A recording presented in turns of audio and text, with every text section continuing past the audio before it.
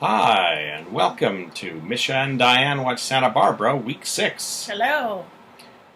We've watched episode 26, which originally aired September 3rd, 1984. Now, Lakin started packing her things to leave the Capwell house, to leave the Lockridge house to go to the Capwell house. Augusta starts to argue with her, and Lakin starts arguing with her about money, saying she's got to save money because Dad's spending all their money. Augusta says that's not really any of her business. So Lionel comes in, and he seems to agree with Lakin, leaving. He's, I think, just, trying to be agreeable with her, because Augusta isn't. So Lionel and Lakin talk about the fact that he's away all the time.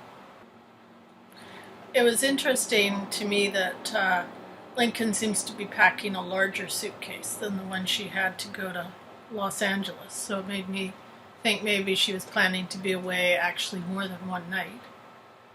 And yeah, I thought the conversations she had with Augusta and then also with Lionel were kind of interesting in that they kind of go off in various different directions. Of course, with Augusta, it starts with the pigeon and then moves into finance, and Lincoln maybe feeling like she doesn't have as much of a say in things as she would like, as much of a role or presence in things as she would like. And then with her dad, he kind of chases Augusta out of the room after they argue a little. And with him, a lot of the discussion he has with Lincoln seems to be about her accepting him as being kind of an unusual person. And a lot of her argument with her dad is about how he needs to be home more and how he also needs to prioritize his marriage and family a bit more. Lionel says to her he travels to feel more alive. Yeah. So, and then Augusta comes back, and Lionel kind of blames Augusta for sort of not raising them correctly. Yeah. Lakin then talks to Warren, and she says, "How could Mom cook my pigeon?" And Warren says that she just hates Ted because of his last name. And then Lakin says the way Lionel and Augusta treat each other is terrible. And then Warren tells her that going to the Capwells is going to be trouble. And she says she just wants to be by herself. And it's interesting how, we start out that sequence with Augusta and Lionel arguing, and Lincoln just kind of slips out. So they've obviously gotten wrapped up with each other again. Yeah, at first they don't notice her leaving. Yeah, they don't notice her leaving. And then I think a lot of the thrust of her discussion with Warren seems to be of the opinion that he doesn't want really more trouble stirred up than there already is, because it's already being a little bit, it's kind of thrown everyone a little bit just having Lionel back. But Lincoln feels like she needs to do something for herself, finally. Like she's always tiptoeing around her mom and having to adjust to her dad's, eccentric lifestyle. And, Warren's out of the house most of the time, so I think she finally feels like she needs to just do something for herself. She says that she can't go through her whole life being a Lockridge. Exactly. She feels like she's defined by her family's actions, and she says and she just wants to be herself. Yeah. So Kelly phones Ted and says, that Lakin is coming to stay, so he leaves L.A. to come back to Santa Barbara. Yeah, very excited. So Danny and Jade are left alone. Danny reads Jade's script and sees a possibly dodgy shower scene and complains it's too sexy and asks if she would do all those things in the movie. And she says, "Oh, I do them in real life," and they kind of go back and forth about that. So then Danny decides to change tactics, and he starts ignoring her. He just basically plays a video game and watches TV. Yeah. And it's very hot, and Jade tries to get his attention with different things, different clothes, and And then she starts to kind of do some sexy things to try and get his attention. She says, "Oh, it's so hot. I think I'm going to just rub an ice cube all over my hottest parts." And which I suspect was actually maybe ideas she got from that script. Maybe. Yeah. So we find out when she leaves the room that what Danny is really thinking, that this is his plan. Yeah. So yeah, she tries more and more stuff to get his attention, and at the end of the episode, she gets his help with putting on a necklace, and he ends up losing his grip on it, either because of the popcorn he was eating on purpose, and it goes down her cleavage, and she says, "Well, you're going to have to go get it." So we'll see how far Lakin takes that, if she's just trying to get a reaction out of him. Sorry, Jade. Yeah.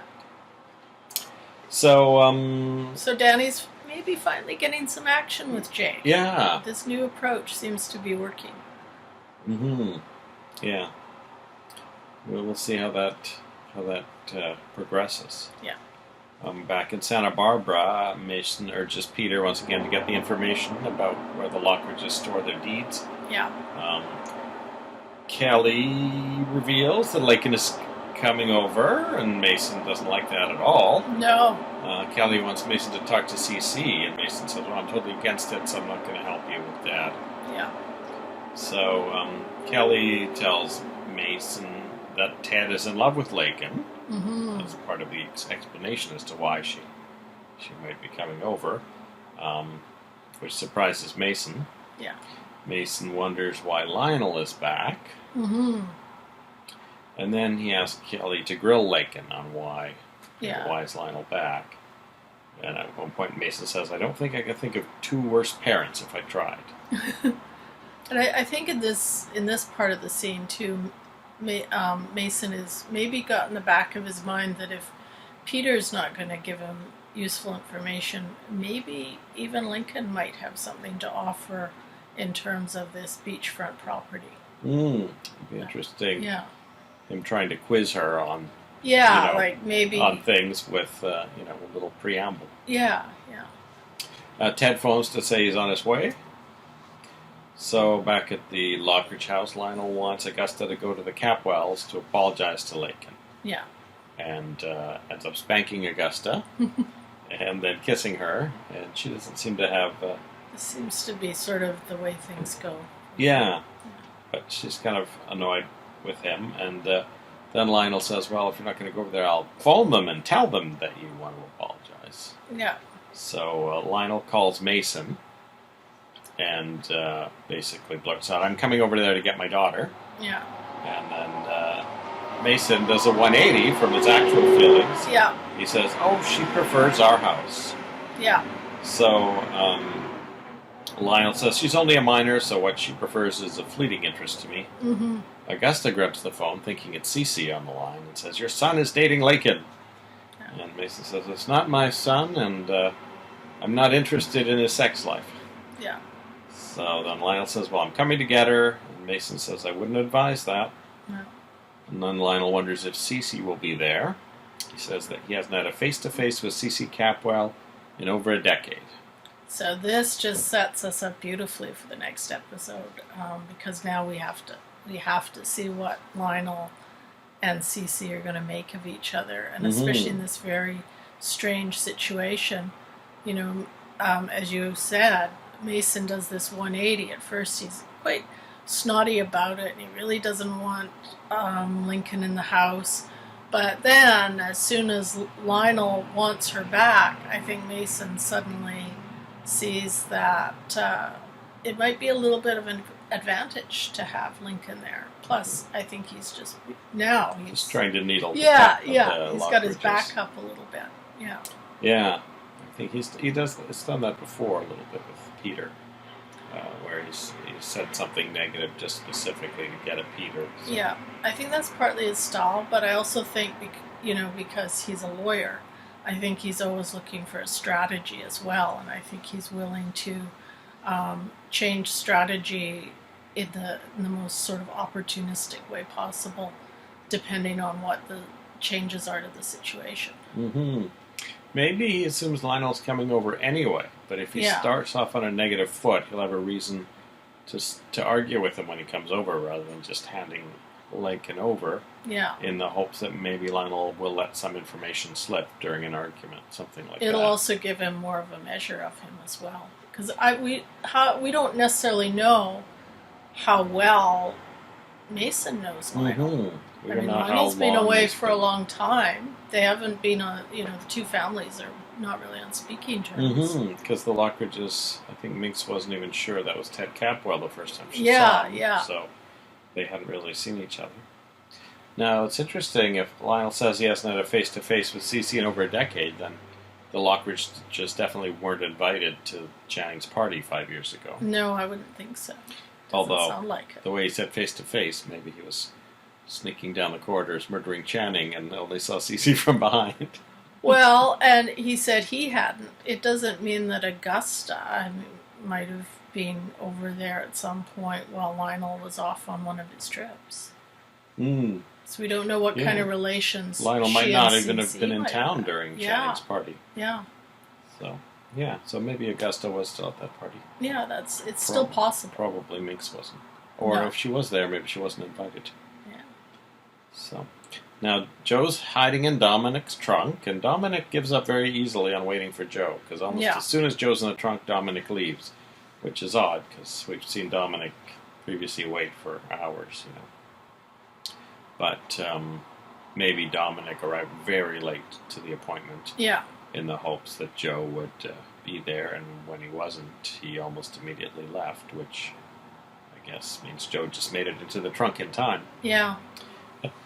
Then Dominic surprisingly drives to a cemetery, which was very unexpected, because we were thinking, Joe's obviously thinking he's going to find out where Dominic lives, so this is a bit of a shock.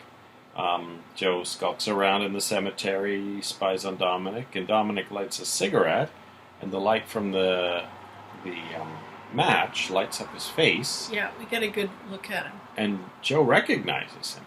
Yeah. As the missing witness from the night of the party. Yeah. And then we get a flashback of Dominic is in the corridor just outside the study. He's lighting a cigarette, as he had in this episode. Joe is walking down the corridor, doesn't know Dominic at all, just happens to be in the same corridor, and suddenly they both hear a gunshot. Yeah.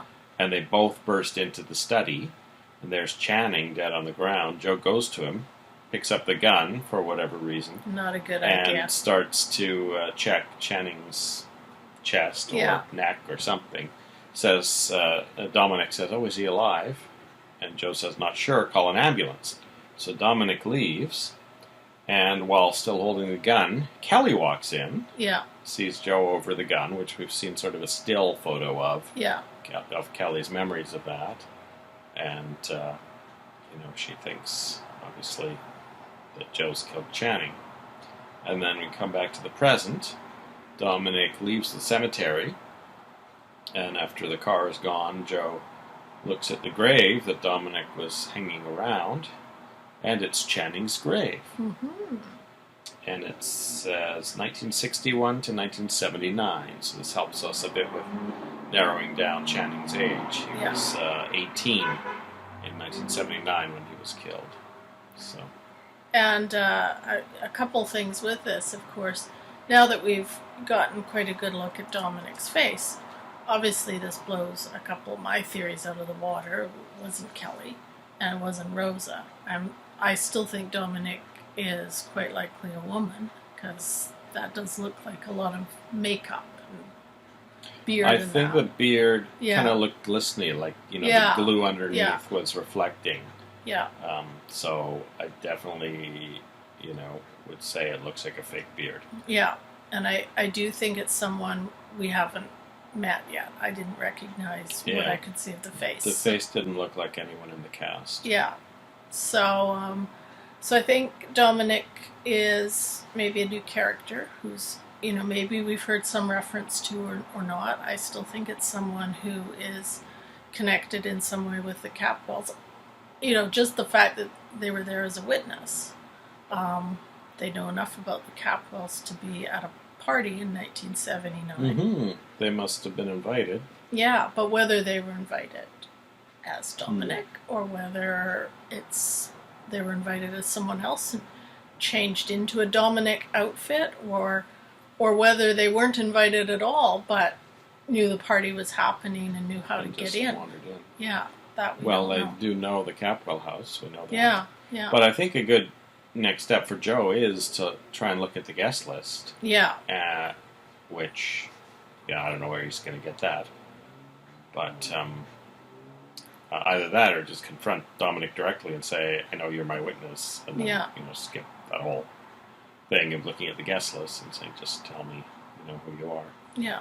But, if Joe worked his way through the guest list, we might actually end up seeing, Joe interacting with other people who are at the party, trying to find out who Dominic is. So that actually might be a tangential way of getting more clues to what was happening at the party, what other things were happening. And plus, now that Joe knows this is his witness, I think he can talk to Dominic in a more sort of knowledgeable way, because he knows Dominic was there.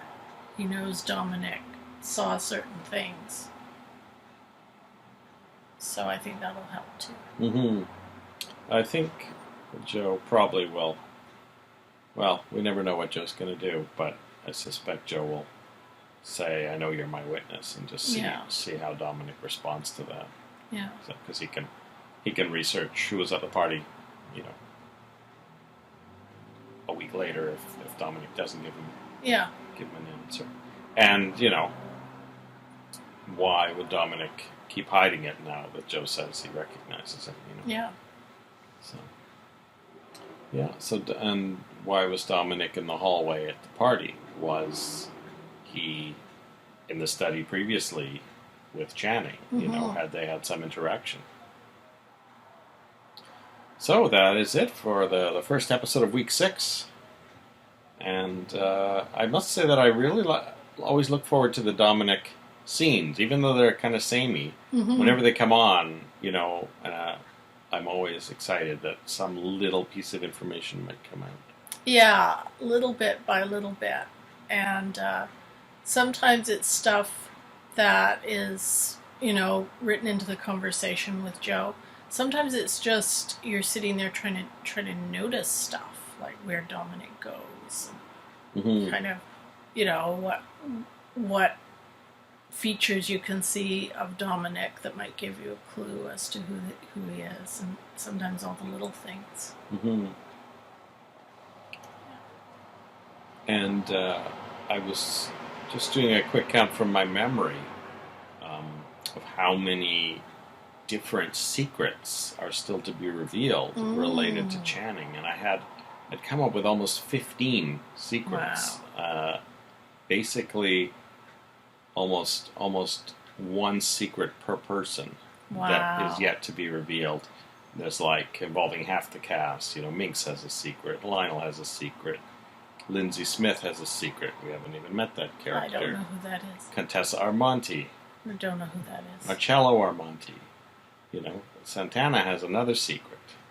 There's so much that's still to come out, either specifically related to the murder or sort of tangentially to the murder. So we've got a wedding coming up in November. So the next sweeps after that would be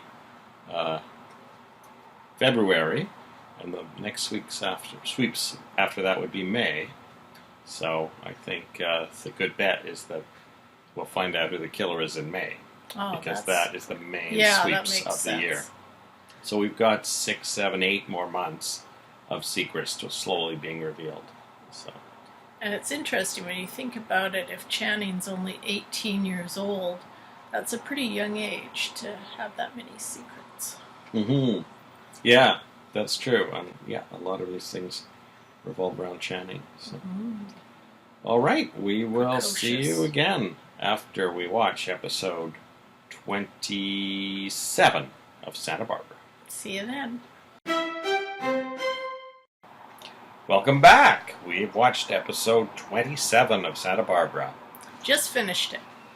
It was aired on September 4th, 1984. So this would have been my first day at college after Labor Day. And I don't remember any of the scenes we saw, so I probably was not back by 2 o'clock when Santa Barbara aired. Would you have taped this on a It would have been tape? audio cassette, yeah. Yeah. I'll try and find my schedule from 1984, but I know Monday, Wednesdays, and Fridays I was there till like 5 p.m. Wow. Tuesdays and Thursdays I had like a 3-hour class here and a 1-hour class there, so I might have gotten home. I always tried to make it to try and get one of those days off totally, or at least be able to get home early enough, but can't remember that year exactly what I had. It's amazing that you still have your schedule from back then. I have no memory of what I was doing. I've got a box somewhere with it all in there, so Wow. I'll track it down. And it's probably more like I have a vague memory that Thursday was generally the days that I was able to get home, although unfortunately I did have to start carpooling with a friend, so then it was like I was at the college all day, every day, when I only had an hour's class. No. So That's annoying. I know. So that's why I was so happy to find these episodes online, so I could finally see them. Yeah, so you haven't seen a lot of these. No, You've probably heard at them, least I guess. 4/5 of them. Yeah. And, I didn't have my license yet either. Oh, so I know I got it in the fall of '84.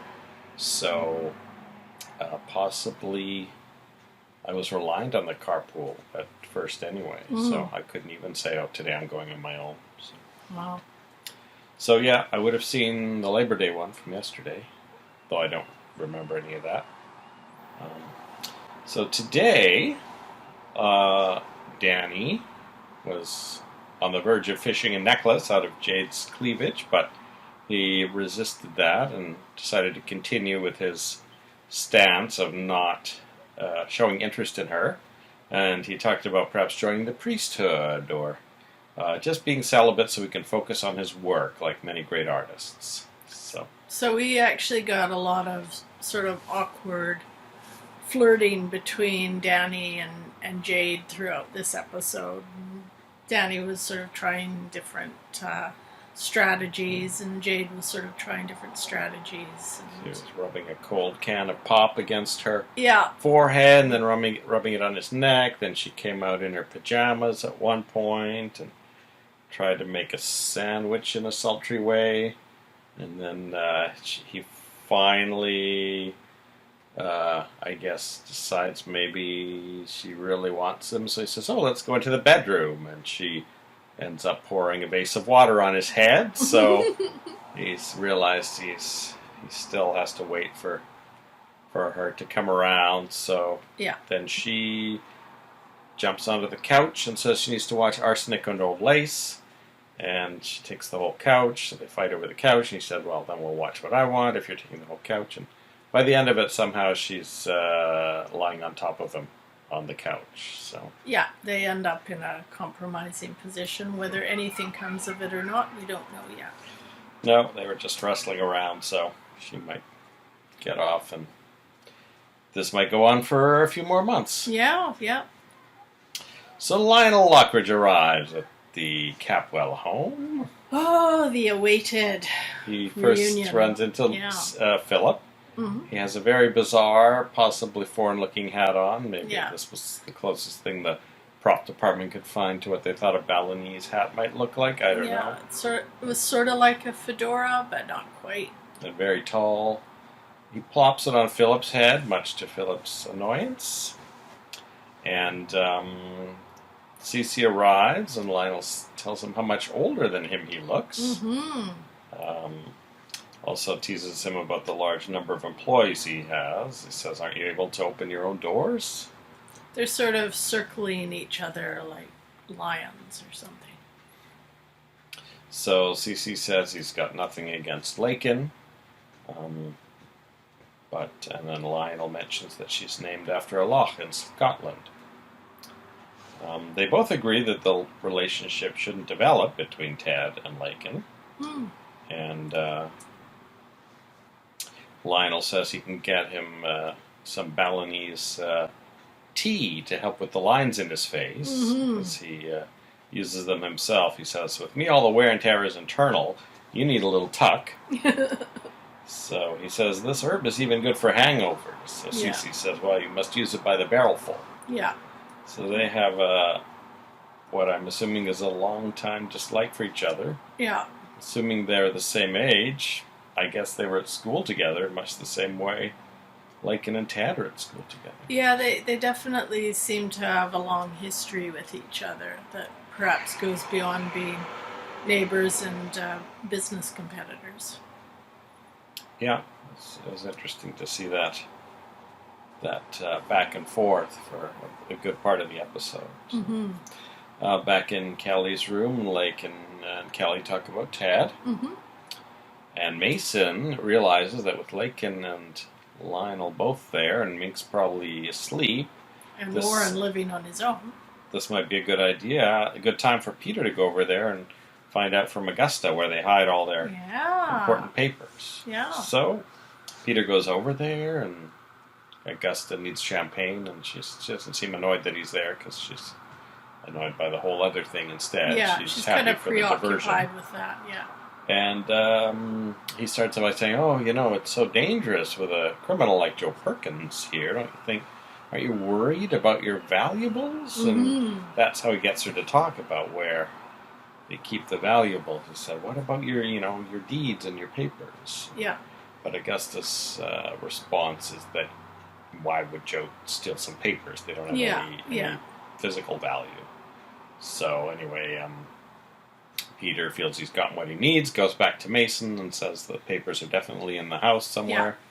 So Mason calls his secretary and tells her to type up a search warrant, and he'll come over and sign it right away. So we'll be having a search of the Lockridge house in the next episode. And the premise of the warrant is that Joe Perkins might have stolen some things. So they have to see what's missing. Yes, apparently there was a robbery on State Street, which, if you've been in Santa Barbara, is a fairly major street. Mm-hmm, mm-hmm. And it's close enough to the Lockridge mansion that Joe is a suspect, or maybe it's close enough to the Perkins house, and they think Joe might be stashing things at his employer's house. Yeah. So anyway, it sounded like, if Mason has to sign it, they still need a judge, or does the assistant DA have the power to do that? I'm not sure. Yeah, I always thought they needed a judge for a search warrant, but maybe it's different in different jurisdictions. Mm-hmm. Yeah, we should research that. Yeah. I'll just phone up the city of Santa Barbara. Hey, can the assistant DA sign a search warrant? Add it. And they go, is this another Santa Barbara fan calling me about episode 27? So Philip brings Lakin into the living room where Cece and Lionel are. And Cece says hello to her, so he hasn't seen her yet, even though he knew she was in the house when Lionel came in. So there either Mason or Kelly must have told him without him actually seeing Lakin. Yeah, we didn't see that because at the end of the last episode, which didn't have CC in it, they hadn't told him yet. Mason was just grumbling about how he wasn't going to be responsible. And at the beginning of this episode, of course, we start off with CC being the first one to talk to the Lockridges, and he seems to know quite a bit about it. So. Mm-hmm. And so Cece basically watches Lionel and Lakin have this conversation, and she says, I'm here because she cooked my pet pigeon, which Cece is shocked by. Cece actually has a very normal person reaction to that. Yeah. And Lionel just says, oh, well, we ran out of food at our house. We thought about cooking Breeze. But yeah. So Lionel says Augusta wants to apologize, and Lakin says, I find that hard to believe. She knows her mother very well, I think. So then let's put it this way, she's going to apologize. So Lionel phones Augusta and insists she come over. Now, we don't see Cece's face here, but now there's going to be 3 Lockridges in his house. So he talks her into coming over. Can you imagine your crazy neighbors coming over and one of them's cooked a pet pigeon? And, I actually really empathized, or sympathized, I should say, with CC in this circumstance. So Augusta comes over, and I guess she's decided to apologize specifically for cooking the pigeon, but nothing else. Mm-hmm.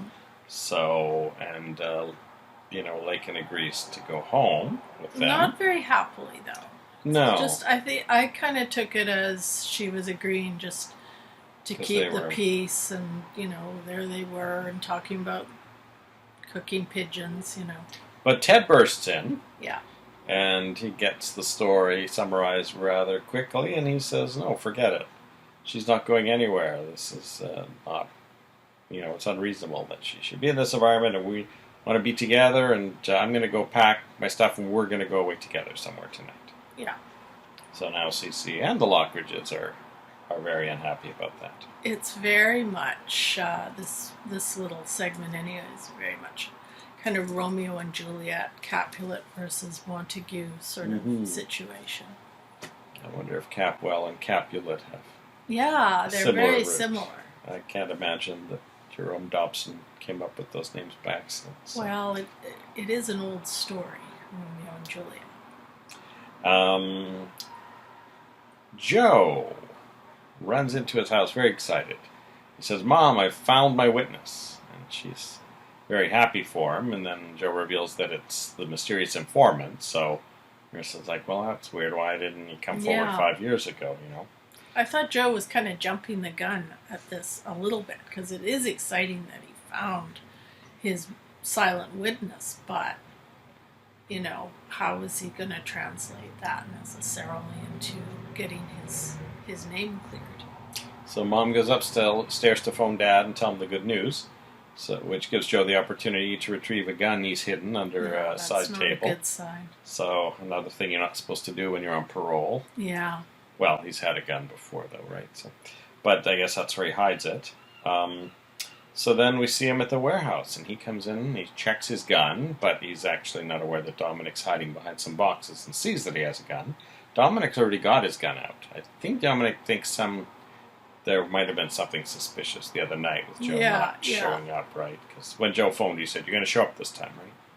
So Dominic moves a box out of the way so Joe can see him there. And Joe says, "Oh, it's good to see you again." And Dominic's like, "Oh, well, I just saw you yesterday." He said, "No, I saw you 5 years ago. You're my witness." Yeah. "It's time everyone learned the truth," is the final line.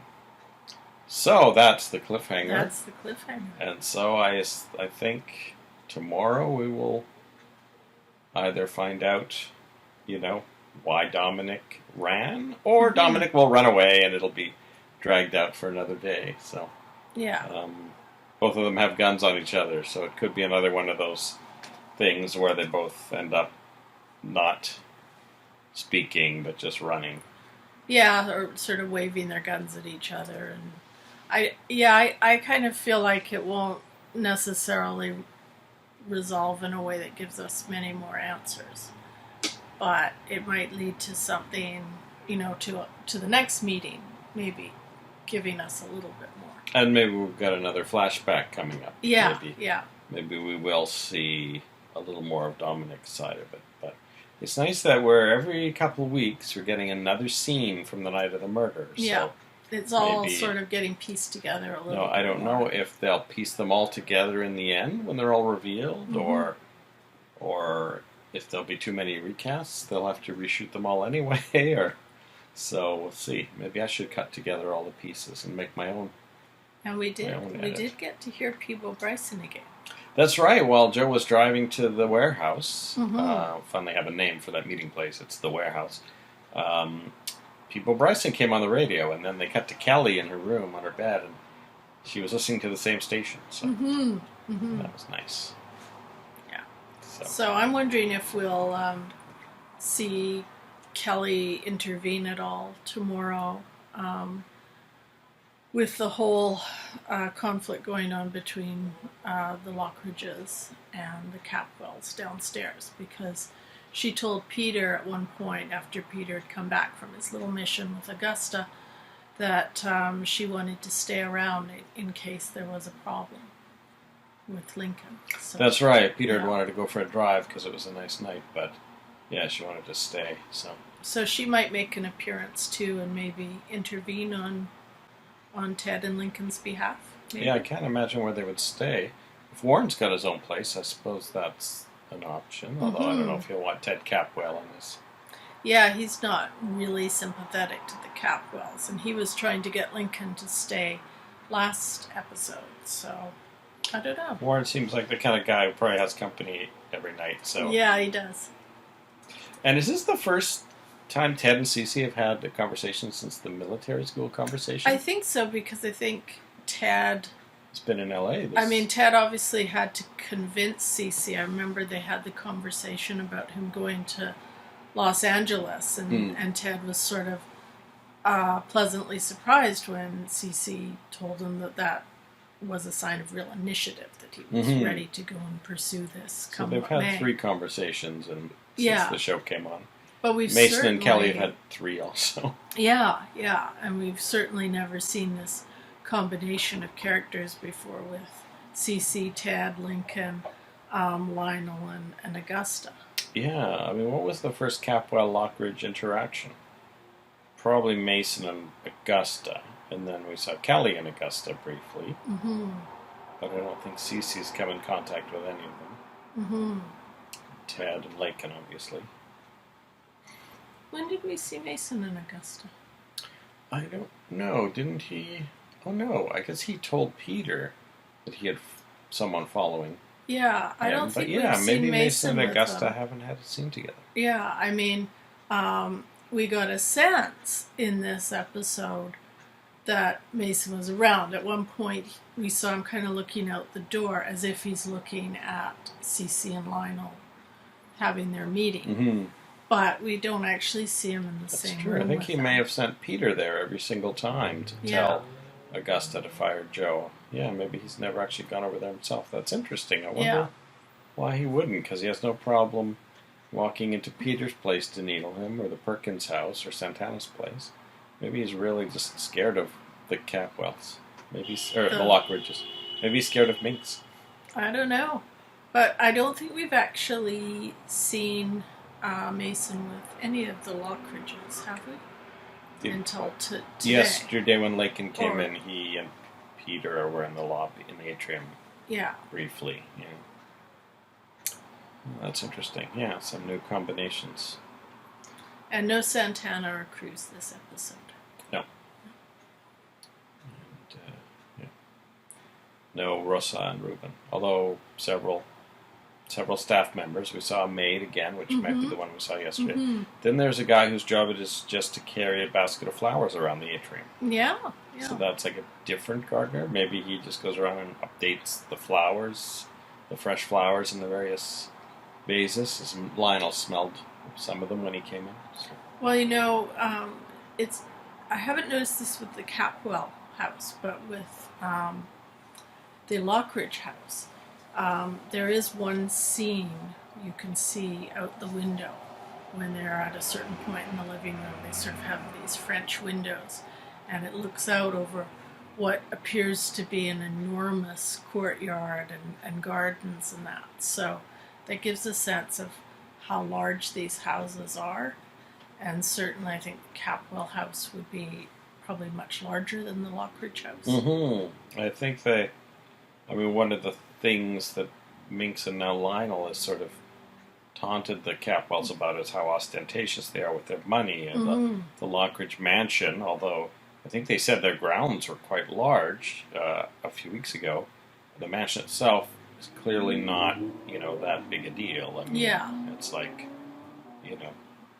a 2-story house, and we've seen a couple of the bedrooms and the living room, and then the entryway basically is all we've seen.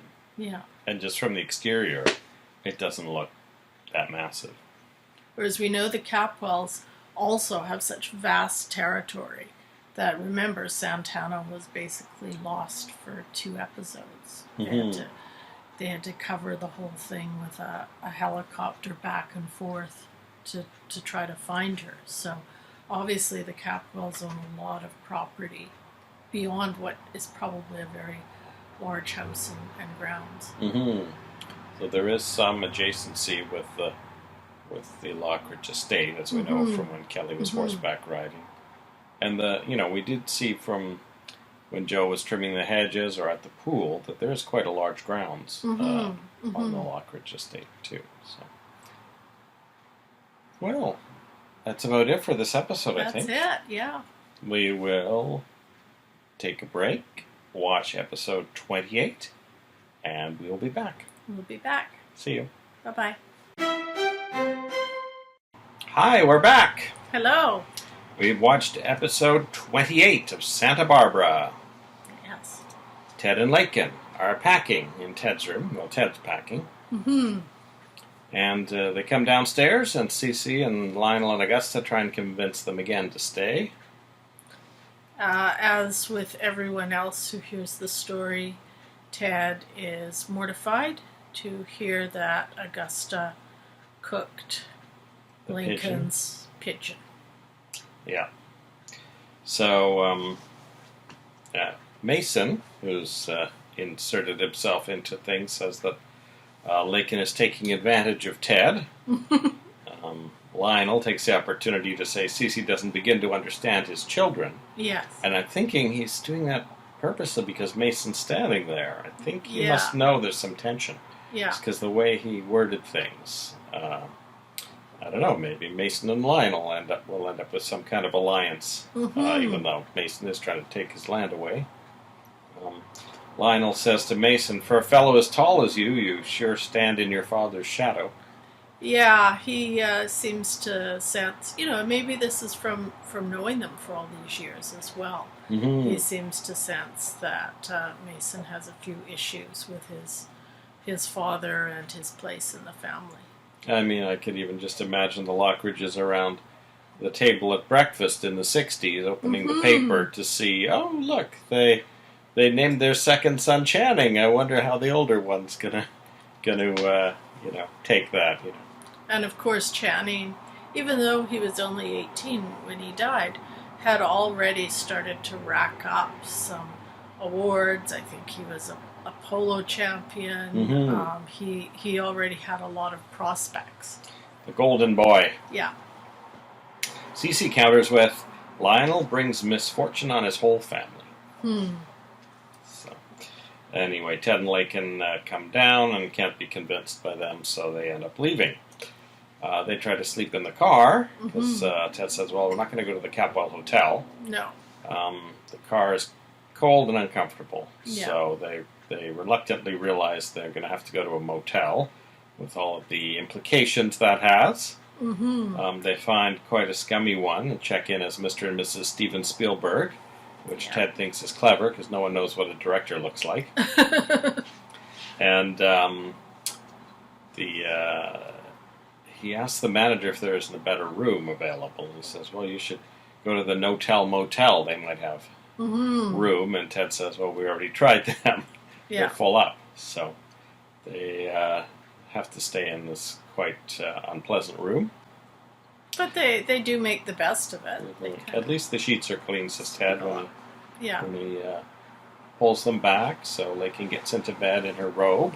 Yeah. Ted sleeps in all of his clothes, including his sweater, on top of the several hot blankets. And this is September 5th, 1984, in Santa Barbara. I can't imagine it's not a warm night. And, well, maybe it's just poetic license, but we don't hear any air conditioner. It's probably standard even in the scuzziest motels in Santa Barbara. Although we had trouble finding a place in Santa Barbara, too, the time our plane wouldn't take off. I was just going to say, we actually ourselves had an experience that sort of reflected the same one that Ted and Lincoln are having. There are actually a fairly limited number of hotels in Santa Barbara in an economical price range at short notice. So, back home, Augusta and Lionel argue. Augusta says, we're losing our daughter, and then Lionel says, oh, just like my mother lost me to you. Augusta says, well, I knew what I was doing. And Lionel says, you certainly did. So, they're talking a lot about Ted and Lakin sleeping together, basically. Yeah. We should mention, too, I think, that, although Augusta is absolutely livid over what's happened, both Lionel and Cece actually seem to admire their gumption a little bit. That's true. Cece actually said after Ted left that he admired him standing up for them. Mm-hmm. Mm-hmm. So Lionel still hasn't managed to sleep with his wife, and he pulls the sheets off her bed to find that he has signed his mattress, signed her mattress before he left, saying, "On this bed let no other man cast asunder," signed Lionel. So that doesn't bring back enough fond memories for Augusta. She still kicks him out of her room. Later she's ready for bed. She puts on her sleeping mask, gets into bed, and it's revealed that Lionel has sneaked into her bed and is hiding under the other side. And she does not really let him stay. They wrestle around a little bit, but she goes off to sleep in Lakin's room. Good thing that room is empty now. I'm sure Minx will have something to say about that in the morning. I saw you slept in Lakin's room last night, Augusta. At the Perkins house, John arrives to find that Marissa has just realized that the gun is missing. So she tells John the good news about Joe finding his witness, but John's concerned about the fact that having a gun is a parole violation. Marissa says he's taken it before without any problems. I think this is probably the first time in the series that I've actually wholeheartedly agreed with John and his assessment that taking the gun was a really dumb thing to do when someone's on parole. But John's immediate plan is to call the police and turn Joe in. He's actually worried Joe's going to kill a second person, so he's still not convinced Joe is innocent. So Marissa can't really talk him out of that, but she manages to talk him out of calling the police. She says, "Oh, Joe's going to be back any minute. Just hold on." So, he's checking his watch for Joe to come home, but he doesn't call the police yet. Cruz goes to visit Santana in the hospital, and he jokes about being in the same room in the same bed the week before. And he said, "Oh, I ordered a girl with your shape to be delivered to my room. I guess they got the timing wrong." So later Rosa comes to visit Santana and says, "Oh, Cruz would be a good match. She's from a good family." Yeah, she likes the idea of the two of them together very much. And Santana starts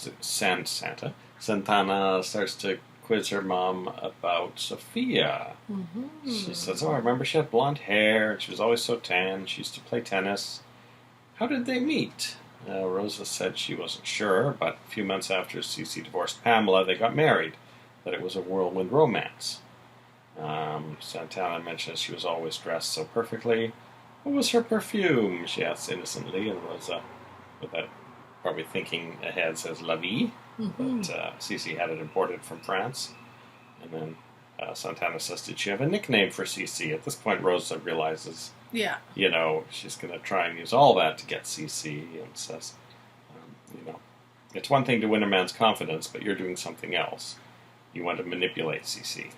She's getting a little exasperated. I think especially since she's seen how much chemistry Santana and Cruz have. And, Cruz, when Santana first cooked up this scheme to seduce CC, I don't think Cruz was on the scene yet.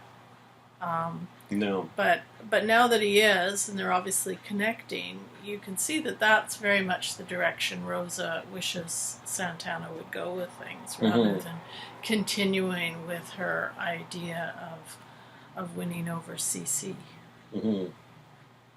Yeah, and then later when Santana is sleeping, Cece arrives.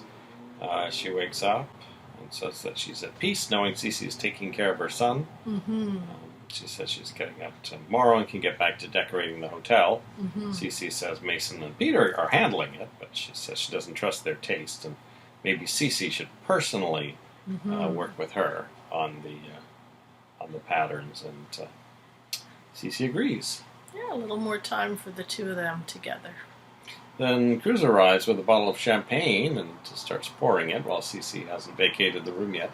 Cece's not too concerned about Cruz as a potential competitor for Santana.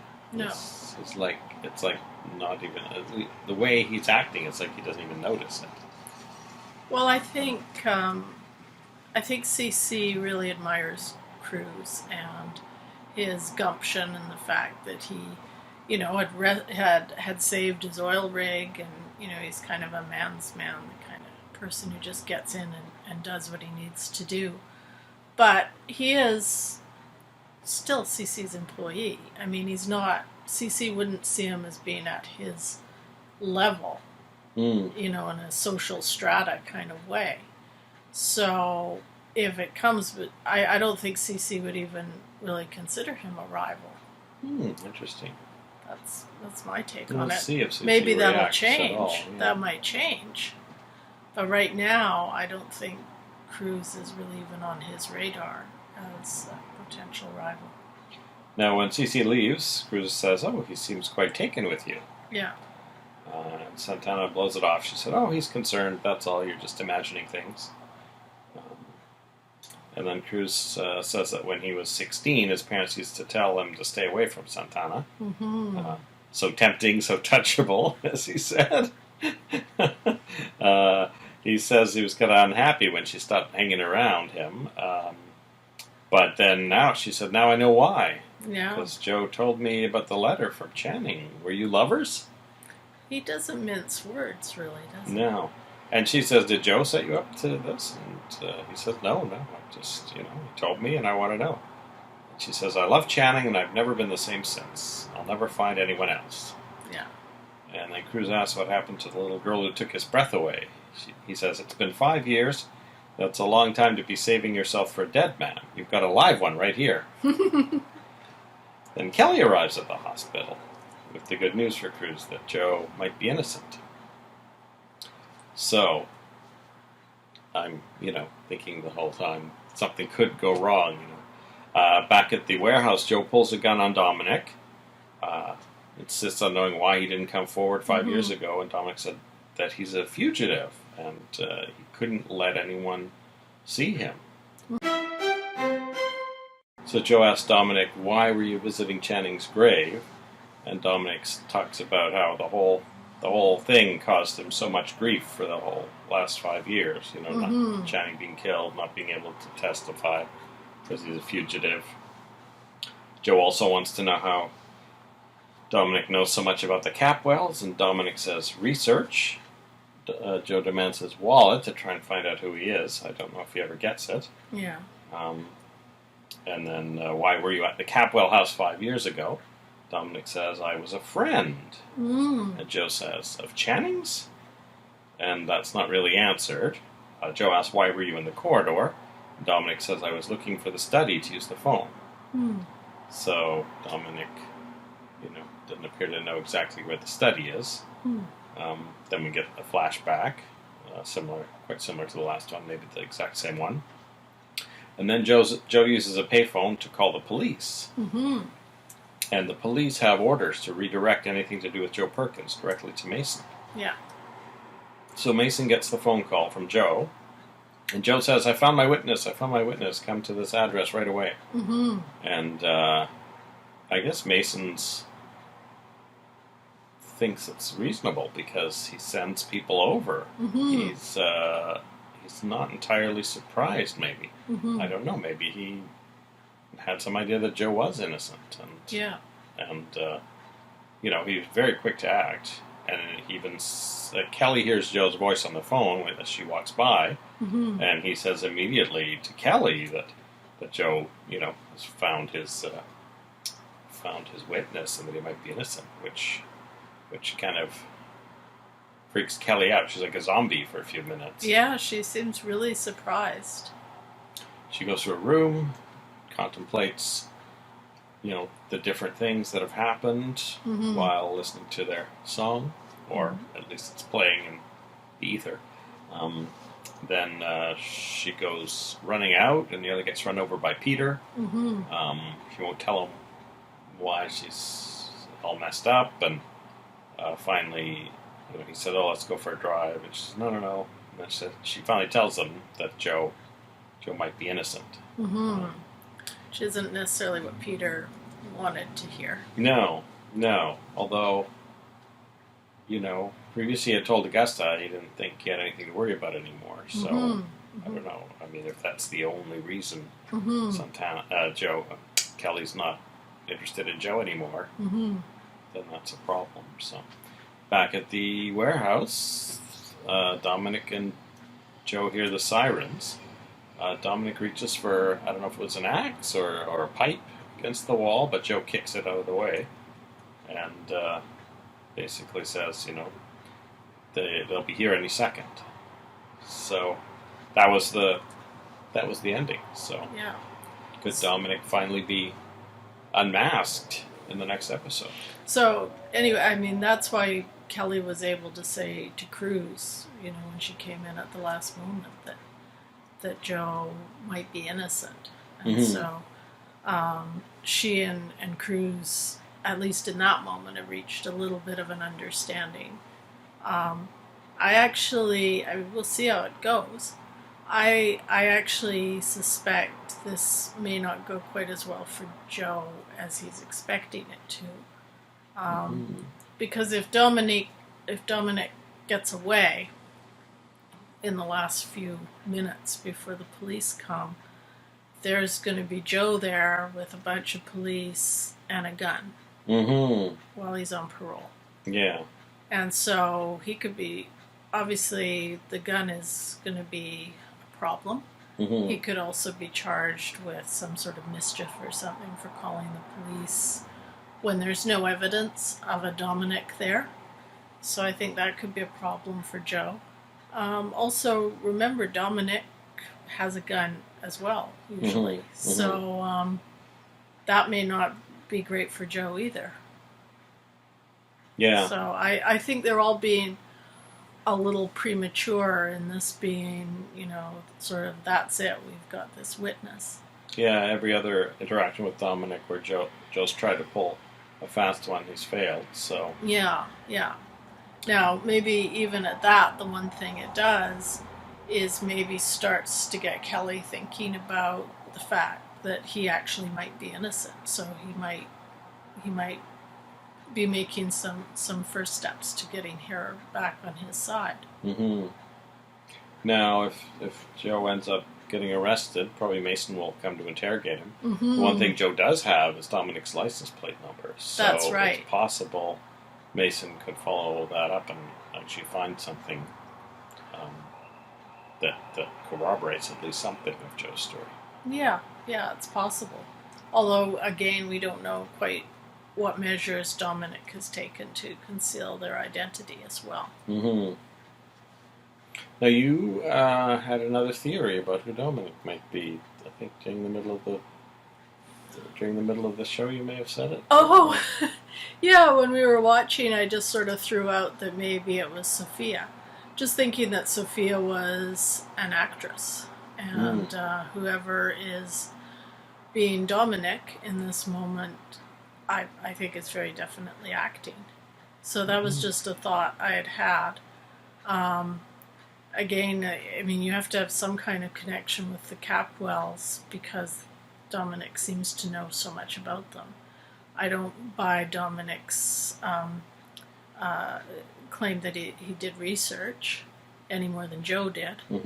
And, for Dominic's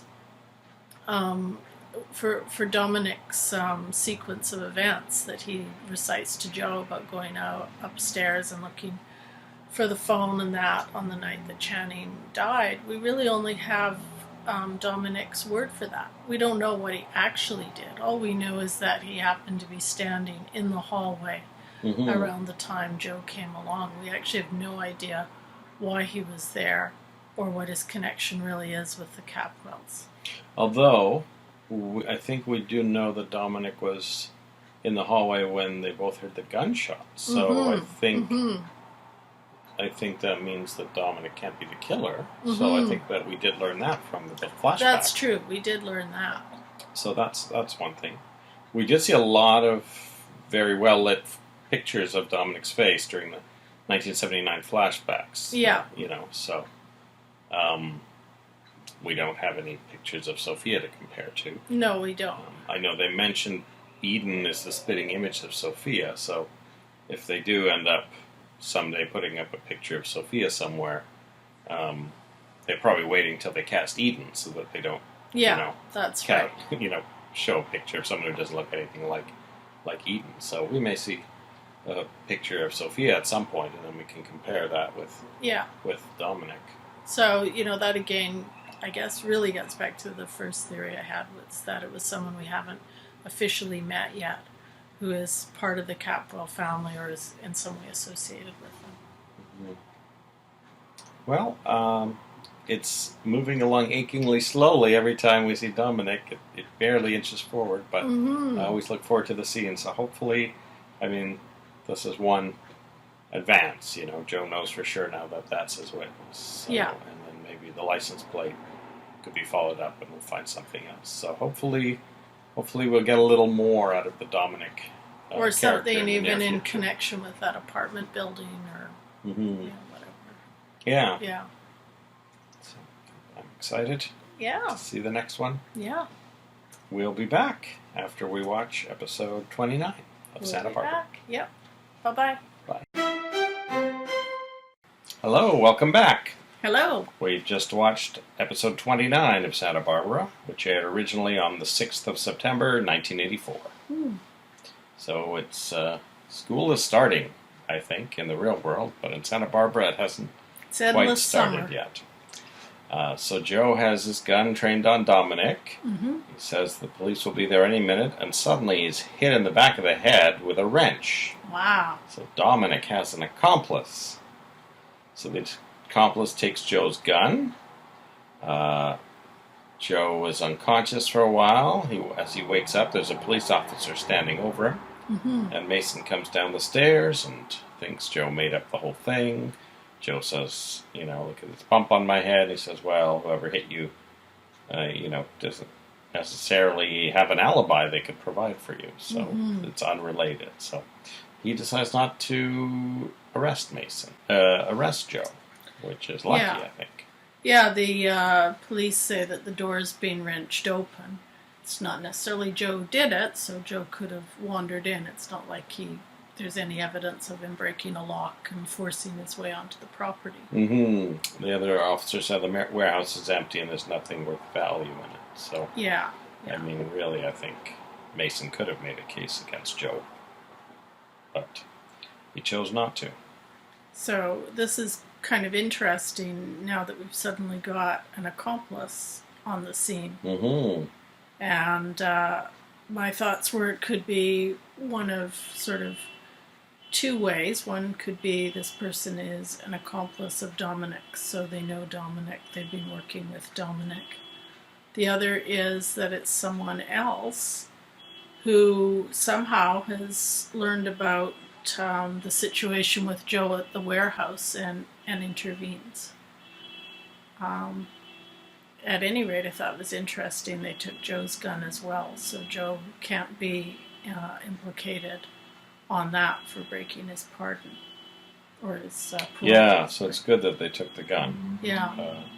Now, John is not too happy when Marissa tells him that Joe took the gun. And when Joe arrives home, he's even more annoyed that his gun is out there somewhere, killing other people as he fantasizes. So John doesn't believe anything Joe says to him. Peter says to Kelly, well, if Joe is innocent, that doesn't change anything between us. No. Kelly has this fantasy about Joe being welcomed into the family by Ted and Cece and Mason, and being welcomed into Capwell Enterprises by Cece. Then Mason shows up and tells them Joe made the whole thing up. So she reverts back to her whole I don't love Joe thing. I think it's really interesting, and I'm sure we'll talk about this more, how easily Kelly goes back and forth, but she seems to really, at some level, want to believe that Joe is responsible for this. I mean, she goes back to that really quickly. I think in a weird way, even Mason was a little less convinced of Joe's guilt or whatever than Kelly was. Because he let Joe go.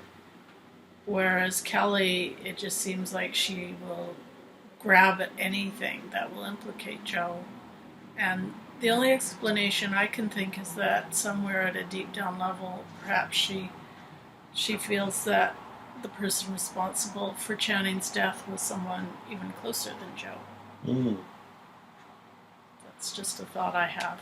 I wonder if Mason's having Joe followed now. Yeah. As he's done with several people in these few weeks we've seen the show. Yeah. So Peter is boxing at his place, trying not to think about Joe, and Veronica's there taking notes, so they've been working, and then she wonders if he needs anything else to help him relieve stress. Seems to be implying that she wouldn't mind a romantic relationship with him, but he sends her away. There's a lot of very hot secretaries on the prowl in Santa Barbara between Mason and Peter. They seem to have a lot of really easy secretaries. I wonder if Peter can't really trust Veronica not to be working for Mason instead, trying to trap him. So, well, Mason definitely has a lot of things going on. He's got a lot of tentacles. He's sort of almost an intelligence guru because he has all sorts of people working for him, and you never quite know who's working for him and what he knows. So Joe meets Cruz, and Cruz tells him that Kelly believes him now. So Joe is ecstatic. Then Kelly tells Peter that Joe was lying. Then Kelly meets Cruz and tells him not to tell Joe that she believed him because now she knows he was lying. Then Kelly calls Joe and tells him to meet her at La Mesa. Then Cruz meets Joe and tells Joe that Kelly called him to tell him not to tell Joe because she's changed her mind. Then Joe meets Kelly at La Mesa, and of course he already knows what she's there to tell him, but he almost doesn't sit down, but he does, and she says she never wants to see him again. Yeah. So he orders a beer and orders her white wine, and says, well, if this is the last time we're ever going to see each other, then we should make it, memorable. And he suggests a toast, and she basically toasts to never seeing him again. So... who knows how that meeting will end. Yeah, I mean, at some points, just in the little bit we saw, it seemed like he was trying to evoke some nostalgia in her for their past relationship. Like he mentioned, oh, do you remember we used to meet here, and that kind of thing. On the other hand, given the kiss-off he just gave to John, basically saying he never wanted to see him again, maybe... Joe's finally a bit exasperated with Kelly, too. It could be. Yeah. Yeah, he may focus on proving his innocence and not worry about Kelly, or he may tell her not to marry Peter, but he's already done that, so... Yeah. So in the motel in the early morning this day, Lakin and Ted wake up, having not done anything the night before.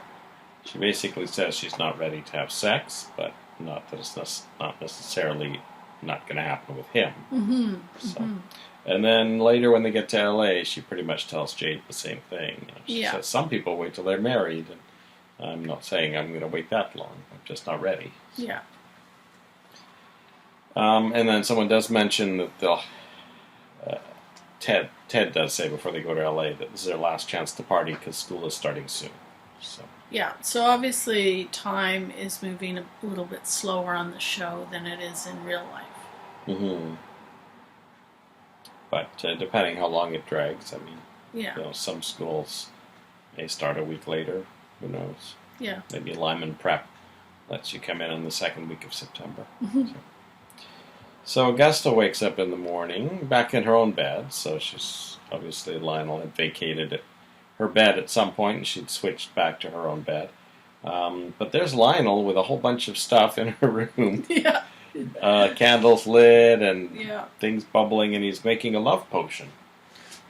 Made out of all sorts of exotic including curare, which Augustus sees on one of the ingredients. Says, well, this could kill you. Yeah, dangerous and disgusting stuff. Says it's tempered with scorpion saliva or something like that. Yeah, he's got a whole sort of witch's brew of stuff that he's combining into a potion. So he he takes it and tries to make advances towards her, but she's not having it, and Minx overhears them, shouting at each other. And she said, Lionel's definitely back, so she's not too concerned about Lionel chasing his wife around the bed.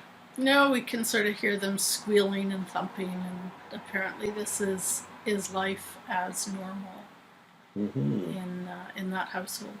Now, later, they're talking about Lakin, and Augusta tells Lionel that she's sorry she cooked the pigeon, that she, reacted impulsively. And may have gone a little too far this time. And she basically hopes Lakin will forgive her at some point. She says that Lakin had called earlier. Minx answered the phone and gave her permission to go back to L.A., which Augusta's not too happy about. And she's having this conversation with Warren, and at one point it almost seemed like she was sort of angling for Warren to maybe intervene a little bit, but then she says, no, I'm going to have to take care of this myself. Mason arrives with 2 police officers on a search warrant, and Minx says, Capwell in my house, but they clearly can't do anything because he has a search warrant, and, at first they think it's some trumped-up thing, until he says, it's not because of Minx or Augusta, it's because of Joe Perkins. And Lionel pretends not to know that Joe Perkins has been working there. Joe Perkins? Why? What does he have to do with anything? And Mason says, didn't your wife tell you he's been working here for several weeks? So, as the house is being searched, Minx is sitting there with a riding crop in the entryway, just ready to smack anyone. She's ready. And Lionel and Augusta talk in the corner about Joe Perkins, and he says, why would you have a killer in the house? And she's like, he was just doing odd jobs. And she says, I'll bet. He says, I'll bet. And she deflects that, and meanwhile Mason finds a new part of the Lockridge living room we're not aware of. It looked to me like a little study or something. Yeah, or maybe just a little alcove, a little bit back and to the left of where the camera usually is. If the camera would pull out a little bit, suddenly you'd see this alcove with a desk, and it's got not too much stuff on it. Yeah, basically just 2 buff colored. Is that what that color is? File folders on which are typed very helpfully. Lockridge beachfront property and Lockridge estate, I believe, were the 2. So those are all the deeds and everything to do with the house, I guess, and the beachfront property. So seconds later, Mason says, we're done. This area is clear. Yeah. Implying that they're still going to search the grounds, but he's obviously found what he needs, so I don't know how much of a show he wants to make of that, because the grounds are huge. I wondered, as he was looking at it, it seemed to me like he was just reading it, because he didn't come out with anything in his hands or anything. So he's wearing quite a tight suit. He didn't shove them into his pocket. Don't know if he had a mini camera or anything, or if he's going to send someone to break in and get them. Maybe. That night or something. Or he'll break in himself with a little flashlight and get them. Augusta has a dog, though, so I don't know if I'd want to do that. Yeah. So maybe he just needed the numbers or something? Or Maybe there was just some detail he wanted. Yeah. I don't know. So that's all that happened in this episode that I can think of. Yeah, I guess the big thing going forward, we need to see how Joe and Kelly's conversation goes after this. There's still the cliffhanger, if you will, is the 2 of them sitting in La Mesa having this conversation. Of course, the big question is what's going on with Dominic and who this person was who bopped Joe over the back of the head and let Dominic escape. I wonder if Dominic will call Joe or Joe will call Dominic. I mean, Dominic will say, you can thank me for taking your gun or you'd be in jail right now. So yeah, I'm assuming it was Dominic who took the gun. We just saw the hand. I think Dominic took his own gun, which Yeah. Joe had made him put on the stairs. I think the accomplice grabbed Joe's gun. Yeah. As they both ran up the stairs. So. Yeah. So. Yeah. So I don't know if we'll meet the accomplice soon. I actually have no memory of an accomplice from when I was watching the show, but I would have heard this on audio, so I wouldn't have known what happened. You wouldn't have known. Yeah. Yeah. You would have heard his explanation to Mason. Yeah, so we don't know anything about the accomplice. As I say, we don't know if they're an accomplice to Dominic or whether there's someone intervening for another reason. That'll be really interesting to find out. Yeah, so it'll be a Friday episode, so maybe it'll end on an exciting cliffhanger. So we'll be back after we've watched episode 30 of Santa Barbara. See you later. This week's spotlight is on Valorie Armstrong, who played Marissa Perkins on Santa Barbara. Armstrong was born on October 25, 1941, in Los Angeles, California. Before Santa Barbara, Armstrong appeared in several roles dating back to 1969, including a regular role on a 1971 Sandy Duncan series called Funny Face, 2 years on One Life to Live, and episodes of Supertrain, Heart to Heart, and Laverne and Shirley. Perhaps most well known is her role as receptionist on a 1976 episode of The Mary Tyler Moore Show. Armstrong appeared in 50 episodes of Santa Barbara as Marissa Perkins, mother of Joe Perkins, starting with episode 1 and ending with episode 359. After Santa Barbara, Armstrong continued to make television appearances, including episodes of Remington Steele, Knots Landing, Valorie, Night Court, Empty Nest, and Diagnosis Murder. Her most recent credit is a 2002 episode of The West Wing. Welcome back! We have watched episode 30 of Santa Barbara, the end of week 6. Now Kelly's in the restaurant with Joe. Yes. And she keeps trying to leave, but Joe keeps coming up with new things to chat about their past. A lot of nostalgia. Yep. She kind of keeps hanging around for a little longer. Then he tells Kelly about what he found in Channing's room during his 2 break-ins, which surprises her. The 2 break-ins part as much as what he found. And then he dances with her, and she's like, oh, people here know me. I don't want them to see me dancing with you. But they dance for a while. And eventually she leaves. She goes to Mason and asks to see those clippings that she had asked him to burn. Right. So she sits in his office and looks through the clippings about Channing's murder. Now, I think it would be interesting to know what it is she's trying to find. Is she looking for something to validate Joe's story, some little tidbit that, she just wasn't in a state to really take in? Or is it maybe a clue as to an alternative possibility? Yeah, I think definitely she wants to go through the whole sequence of events again just to convince herself whether or not what Joe was saying could be true. Then she goes to home and runs into Santana and asks her, do you ever think Joe might be innocent? And Santana says no. She's always thought doubt he was guilty. So Peter phones her and she says she's just not in the mood for him. So. Yeah. At the Lockridges, 2 workers are bringing a broken mattress out of Augusta's bedroom. She says to Lionel that nothing ever happened with Joe, but he says he'll know when he sees how they look at each other. Yeah, he's really not buying it, but he feels that he knows Augusta well enough and all of her little tics to be able to tell if she's lying or not.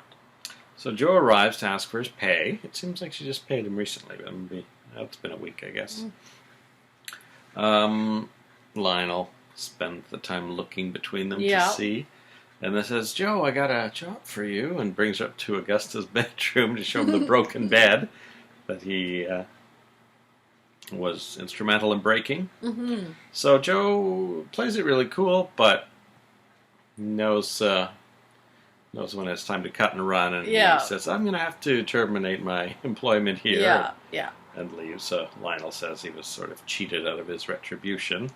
Lionel could tell that there was something, and I think he's starting to suspect that maybe Joe wasn't the only one. Mm-hmm. Augusta tells Peter that Joe is no longer working for her, just so that info trickles down to the right people, I guess. Yeah. But she's also upset about the raid Mason did on the house. And by this point, Peter is upset with Mason over something that I'll cover later. Yeah. And he actually tells Augusta everything. Says, "Oh, you know what? That raid was just a trick to try and find the deed to the beachfront property." So this really scares Augusta. I think as much as anything, Peter is upset by Mason's sort of ongoing attitude towards him, and just the way Mason's been very condescending towards him. I mean, there have been specific incidents, obviously, but just the general attitude that Mason has held towards Peter. So Augusta searches for the deed and finds it.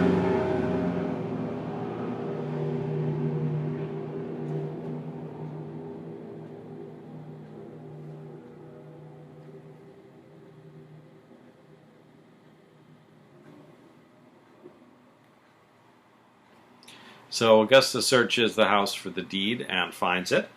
And Lionel's wondering what she's looking for, and he says, "Oh, Mason wants this property." And Lionel's more concerned with, "Well, what's your source?" Yeah. She says, "Oh, there may be another notch on your bedpost that I'm not aware of." Yeah. So Cruz brings Santana flowers and also La Vie perfume, which she had asked him to get. This, of course, is the perfume that Sophia used to wear. Yes. Later, she wears it while she's showing Cece his designs, and he can't quite place it. I thought it was very cheeky of Santana to get one suitor to buy a perfume that will be attractive to the other. And also, Santana's done the place completely in Sophia's colors, so that's something Cece's actually comments on. Yeah. Later, you see Cece at Sophia's dressing table, looking at a photo she has there. I didn't see who it was. But then he picks up Sophia's perfume and sees it's La Vie, and smells it and realizes it's the same perfume Santana had. So Peter is late to a meeting with Mason. So Mason takes the time to hit on Veronica. Says, "Oh, we should check into the presidential suite at one of the hotels." Yeah. And she's up for that. She says, "Yeah, meet you at 8. So Peter gets there. Of course, Mason dresses him down for being late to a meeting. And Peter's complaining that he's always messing, with his business. But he says that he was drawn into it 5 years ago when Channing came to him and revealed that Peter had told him about Kelly and Joe's elopement. Yes. So it's interesting that Mason has known all this time that Peter was.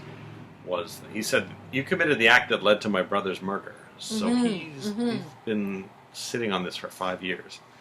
So Mason plays a really long game. Collects information and waits till he can use it. Yeah.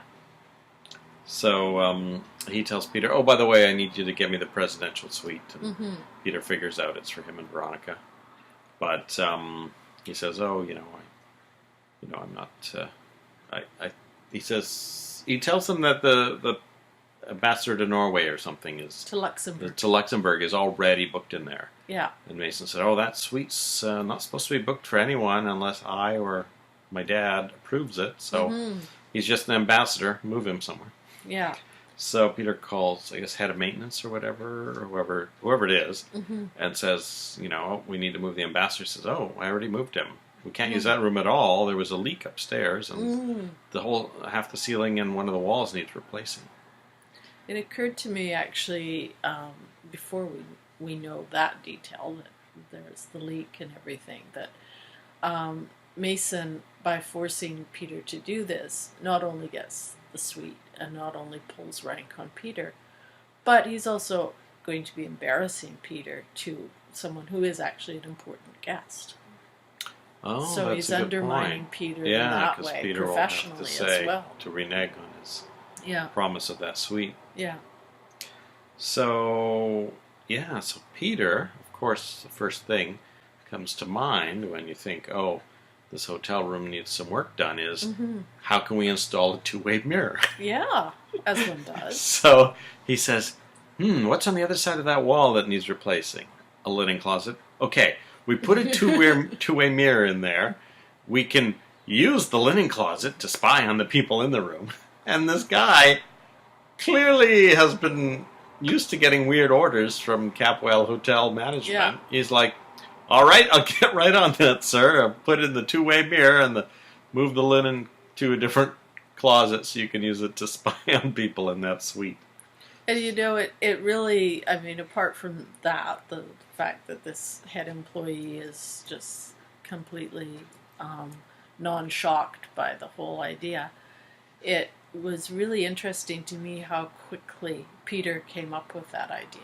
Like, that was just sort of the first thing he thought of. So I don't know if that says something more about Peter's mentality, if this is the kind of thing maybe he's been plotting for a while, or... Well, I'm wondering, is he planning just to spy on Mason and Veronica? I mean, that seems to be the plan, but he could get other people in there whose secrets he wants to know, or he wants to blackmail. This could be a great way of blackmailing people. So, yeah, we'll see what that one-way mirror reveals in the future. I seem to remember it being very important at some point. So. Oh, boy. Yeah. And that, of course, this is the incident that made Peter so upset that he would tell Augusta everything.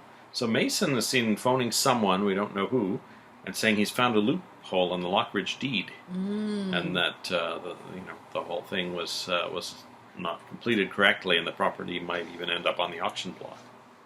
Yeah, and I'm wondering if maybe that was something he had an inkling of beforehand, like maybe, the family's been in Santa Barbara a long time. Maybe historically there were these kind of errors made at a certain point in Santa Barbara history, or under a certain municipal government or something. He definitely seemed to be expecting this kind of loophole and found it. Maybe because it was beachfront, he knew of some incident where things were not transferred properly, or something. Down in L.A., Lakin is drawing dishes. Ted comes in. Yeah. He bought her a necklace. He puts it on her, and they dance to the song on the radio. Yeah. That's Very it for Ted and Lakin Yeah. this episode. Jade gets the call to come for her screen test at the motel at 3 o'clock. She doesn't tell Danny it's at a motel, of course, but he's looking at the script that got sent to her, or the envelope or something, and he says, this did not come from a movie studio, this came from a motel. She's like, that's how these things work, you need a place to do a screen test, you just rent a motel room. Yeah. So she leaves, and she walks in, and there's a scuzzy-looking guy doing the lighting, I guess he's the cameraman too, and Holmby is there. She right away gets a really negative vibe. Oh, and there's a bouncer out front. Yeah. So she gets a negative vibe, and she immediately calls Danny and says, okay, you got to come and get me. And he says, oh, I'm not falling for that again. So she comes out and meets her co-star, who's already got his shirt off, and his stage name is Rusty Nail. That's Rusty with an I and Nail with a Y. Yeah. And he's kind of got this mullet and is not really... very legitimate looking. Doesn't look like a Shakespearean actor. No. So, back at the apartment, Peaches and Jake arrive after having been out, it looks like, at Danny's apartment, and Jake recognizes that director's name when Danny mentions it, and it takes him a minute and goes, oh yes, he's one of the sleaziest pornographers in the city. It's notorious. So Danny runs out, and Jake goes, wait for me. So, Jake's a former cop. You'd think Danny would take him with him. So, we see Danny arrive at the motel, and the bouncer won't let him in. And then we see inside, Jade's in, I don't know if it's a swimsuit, but the director goes, okay, Jade, take your clothes off! And that was the end of the episode. Yeah. So, and the end of the week. The end of the week. So I guess we're assuming that Danny and Jake will find some way to get into that room. I think so. I mean, Yeah. if Jake does show up behind Danny, I don't think he was behind him, but then that's two of them to get rid of the bouncer, and if Jake pulls the former cop thing, he might get through. So I think we'll find out pretty quick Monday. Yeah, I think Monday so morning. too.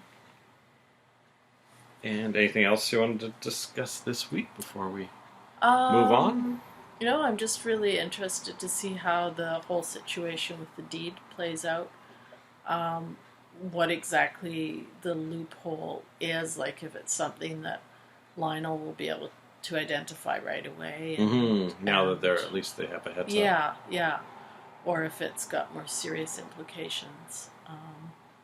And of course, we haven't seen Dominic for at least an episode, so it'll be interesting to see what happens It'll be with interesting that. to see who contacts who first. Yeah, and if we get any more information on the accomplice, or if not an accomplice, the person who bashed Joe over the head and helped Dominic escape. It's interesting. Joe hasn't tried using the license plate number yet, so Not that we've seen. maybe it's registered to the accomplice. Maybe it'll still be one step Yeah. removed from Dominic, but maybe we'll find something. Yeah. All right, we got an exciting week coming up. Good week. Gonna have a surprise guest star coming up that Diane doesn't know about. And we will also have a surprise guest star on this side of the couch, too. Yeah. So you will see who that is when we return for week 7 of Misha and Diane Watch Santa Barbara. Bye. Bye.